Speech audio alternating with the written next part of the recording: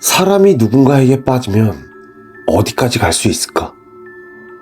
나는 그걸 직접 겪어본 적이 있다.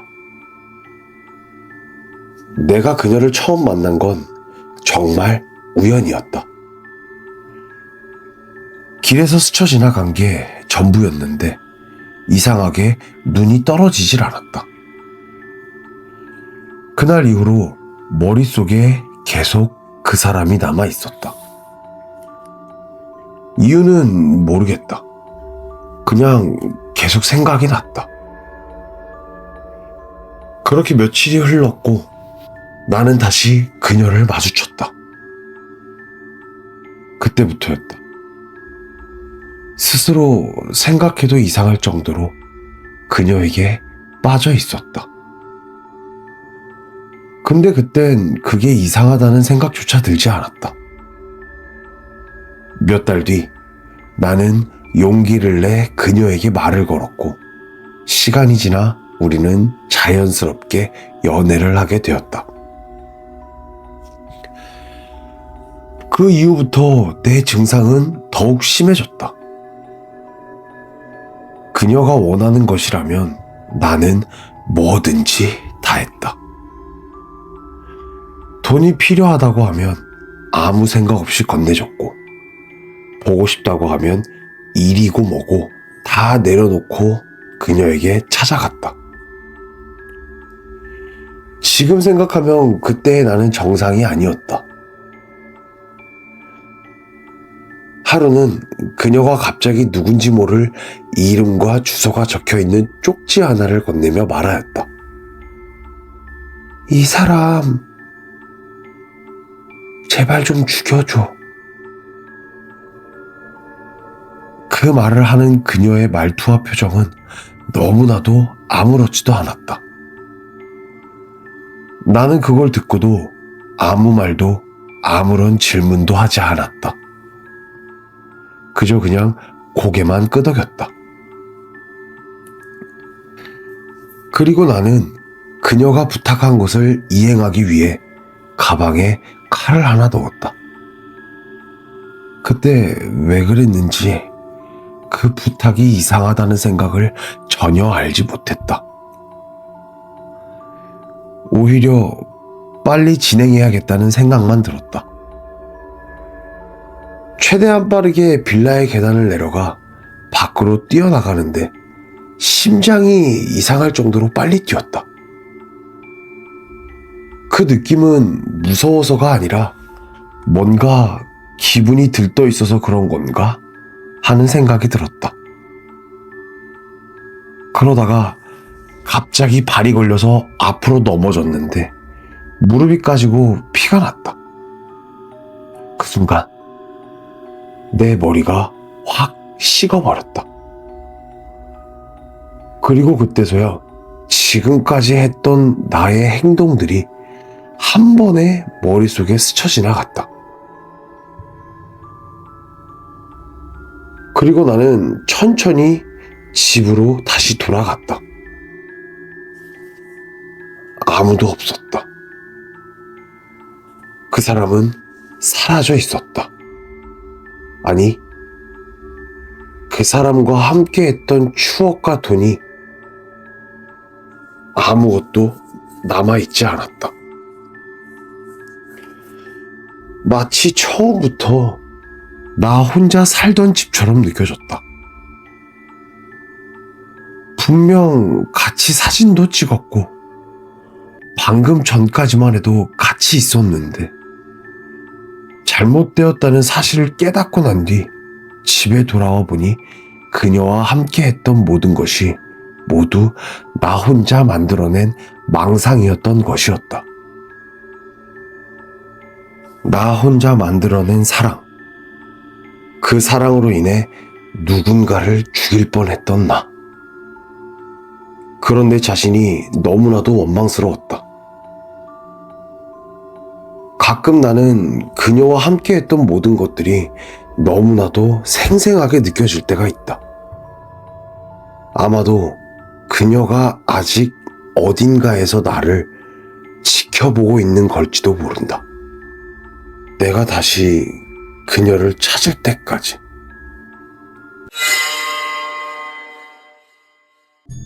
겨울 끝자락. 날씨가 유난히 흐렸던 어느 날이었다. 언니 지은과 동생 지수는 먼 친척의 장례식장에 조문을 가게 되었다. 장례식장은 오래되고 어두웠다. 형광등 불빛은 희미하게 깜빡였고 복도는 축축한 공기와 향냄새로 가득했다. 두 자매는 조용히 분향실 문을 열었다.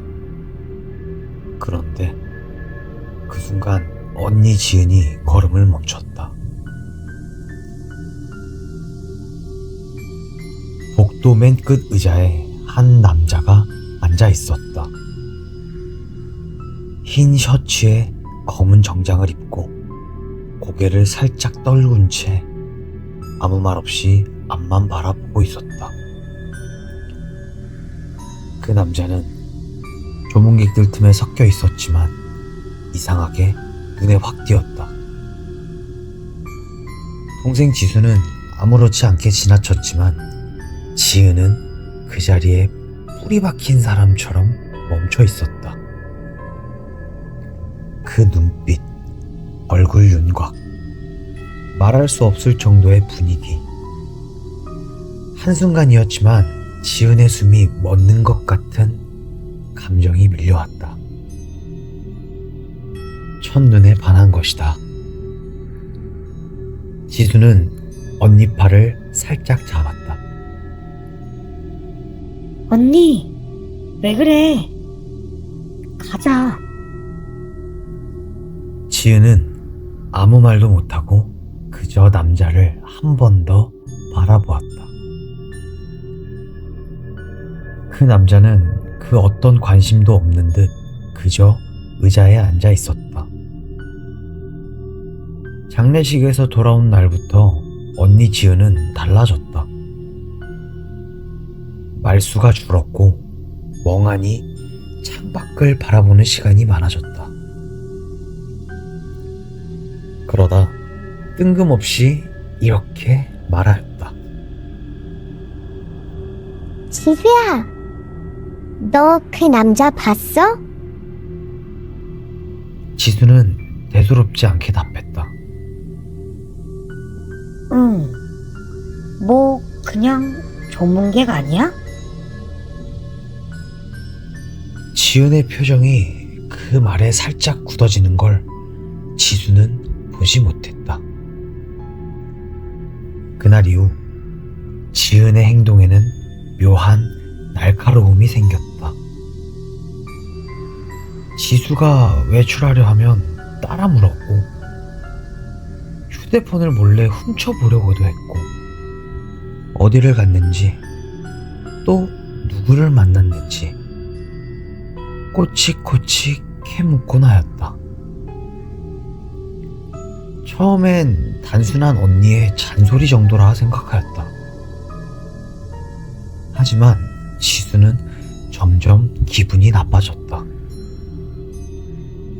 그러다 어느 날 지은은 무심하게 질문을 던졌다.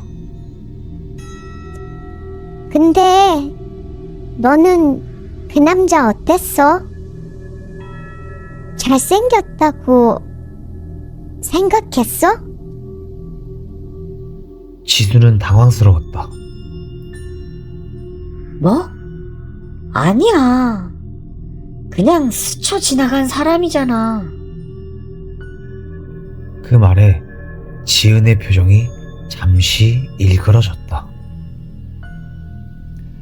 아주 잠깐이었지만 그 눈빛 속엔 불안과 질투가 동시에 있었다. 지은은 그 남자를 다시 보고 싶어 했다. 하지만 장례식은 이미 끝났고 남자의 이름도 신분조차도 알 수 없었다. 그런데 어느 날 밤 지은은 갑자기 이상한 말을 하였다. 지수야, 만약 다시 장례식이 열리면 그 사람이 또 올까? 지수는 섬뜩한 기분을 느꼈다. 언니, 그건 좀... 아니, 다시 볼 수 있지 않을까 싶어서. 같은 장례식장이면 같은 사람이 또 오지 않을까? 지수는 언니가 농담을 하는 거라 생각했지만 지은은 한치의 웃음도 없었다. 얼굴은 창백했고 눈은 초점을 잃고 있었다. 고요한 새벽, 사건이 일어났다.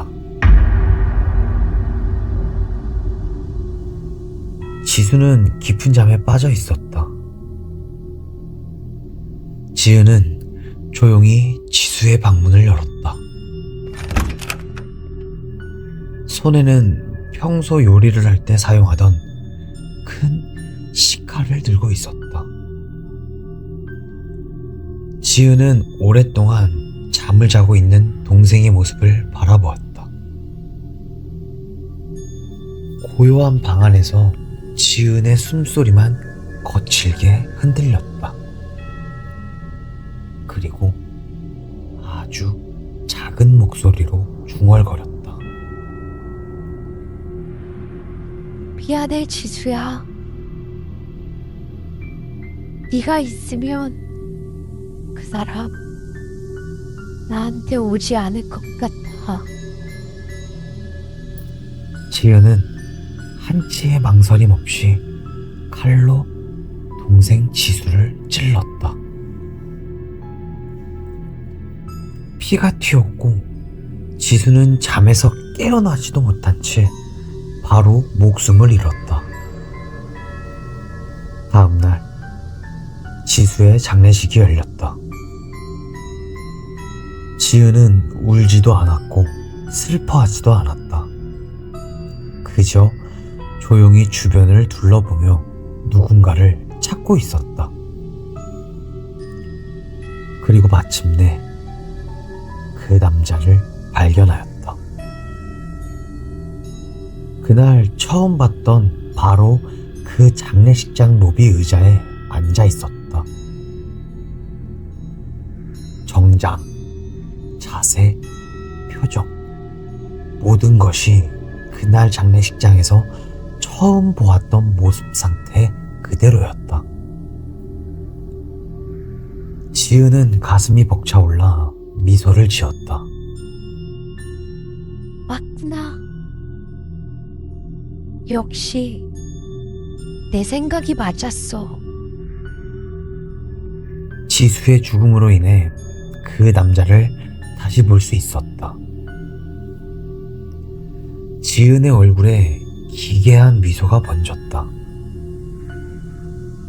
장례식이 끝나갈 무렵 장례식장 안으로 형사 한 명이 들어왔다. 형사는 이내 곧장 지은의 앞으로 다가와 말하였다. 지은 씨 맞으시죠?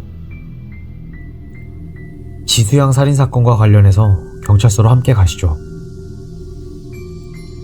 당신은 묵비권을 행사할 수 있고 당신이 하는 말은 당신에게 불리한 증거가 될 수 있으며 당신은 변호사를 선임할 권리가 있습니다. 지은은 무표정한 얼굴로 고개를 끄덕였다. 그리고 수갑을 찬 채 체포되어 끌려가는 와중에도 뒤를 돌아 남자를 바라보았다. 남자는 여전히 그 자리에 앉아 있었다. 움직이지도 않고 지은을 보지도 않았다. 그런데 지은은 그 모습을 보는 것만으로도 황홀해했다. 그리고 형사들에게 끌려나가며 아주 작지만 또렷하게 혼잣말을 내뱉었다. 다시 볼 수 있어서 정말 좋았어요. 우리 다시 또 만나요. 그녀 말에는 슬픔도 죄책감도 공포도 없었다. 오히려 누군가를 다시 본 사람의 순수한 행복이었다. 그리고 그녀의 재판이 열렸다. 피고인 강지은에 대한 살인 혐의 사건에 관하여 법원은 이 사건의 기록과 공판 과정에서 드러난 여러 정황들을 종합한 결과 다음과 같이 판결한다. 피고인은 자신의 친동생인 강지수의 생명을 고의적으로 빼앗았다. 가족 간의 신뢰를 가장 잔혹한 방식으로 저버린 이 범행은 그 어느 이유로도 정당화될 수 없다. 피해자와 유족이 겪은 고통은 회복이 불가능하다. 범행의 동기 또한 납득하기 매우 어렵고 피고인은 법행 이후에도 충분한 반성의 태도를 보였다고 보기 어렵다. 그 결과 피고인은 재범의 위험성이 높고 사회로부터 장기간 격리할 필요가 있다고 판단이 된다. 이는 사회의 안정과 법 질서 유지를 위해서도 불가피하다. 이에 법원은 피고인 강지은에게 무기징역을 선고한다. 그렇게 그녀는 무기징역을 선고받았다. 하지만 아직 풀리지 않은 미스터리가 있었다. 지수의 장례식장 CCTV를 확인한 경찰은 이상한 점을 발견하였다. 지은이 말한 그 남자, 지은이 그렇게나 다시 보고 싶어 했던 그 사람은 CCTV 화면 어디에도 그 남자의 모습은 나오지 않았다. 지은이 본 그 존재는 과연 무엇이었을까?